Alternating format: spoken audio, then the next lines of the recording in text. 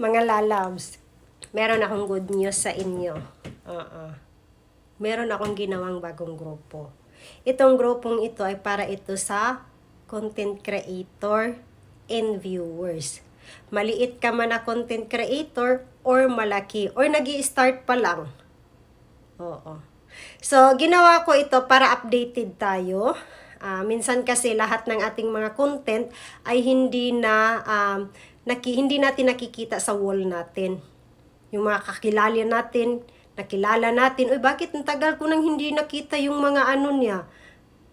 Minsan kasi mag-post muna tayo dito sa social media kasi na-busy tayo.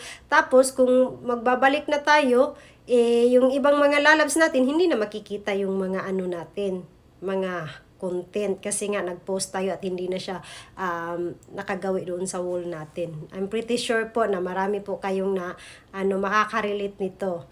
So, gumawa po ako ng grupo. Ito po, kung ikaw po ay monetize na, gagawin kitang moderator.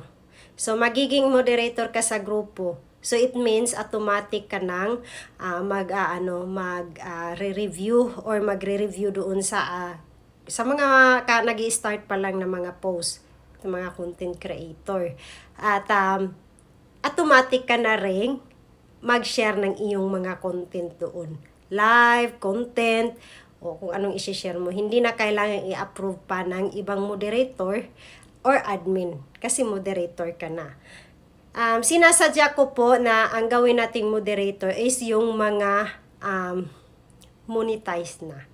Kasi alam po natin na aware na kayo, aware na tayo sa mga V, 'di ba? Alam natin 'yan. Ayaw natin, takot tayong magka-V kasi monetize na tayo.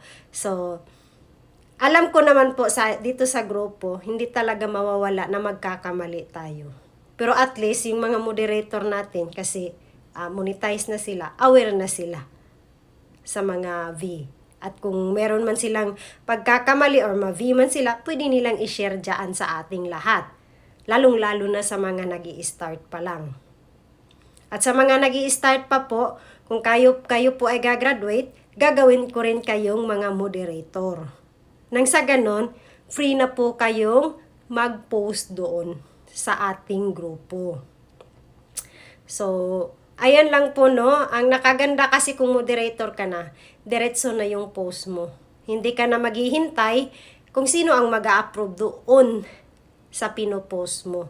At ito ngang bagong grupo natin. Sana naman po sa lahat po ng ating moderators at sa mga kako-admin ko, sana naman po tulungan din natin yung mga nag-i-start pa lang na wala pang 5K. At ma-approve kaagad natin yung mga post nila para makita natin yung mga potential at as a content creator po, makikita natin kung ano pa ang ipa-improve ng bawat isa. So magtulungan lang po tayo, hindi yung magtulungan tayo, ito i-improve mo to, ganito. At sana naman yung iba wag namang masasamain. Kasi ito po ay ikakaganda sa ating lahat. Basta sa grupo na ito, focus lang po tayo sa ating mga ginagawa. Oo. At wag nating pakikialaman. Isa lang talaga ang pinaka-rules ko dito, no? Wag tayong mangialam sa buhay ng may buhay. Business nila iyon. Nasa sa kanila na po. Sa bawat isa dito kung mag-share po sila ng kanilang buhay. Pero wag na wag po tayong mangingialam. Kasi iyan po ang nagsisimula ng kaguluhan. Oo. Ilalagay ko po yan dyan sa rules. Para maliwanagan po ang lahat. Kasi once na mag-i-start na ito si ano kasi ganito, kasi may nalalaman siya doon sa tao. Pangit po yan. Yan ang pinakaayoko talaga sa tao. At never akong mag-aas ng personal question. So, just focus na lang, no, at mind your own business na lang. Oo.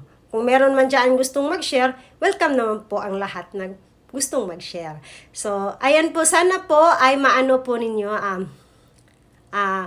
makita nyo po yung natin, bagong grupo, at sana'y patuloy lang po tayo magtulungan dito.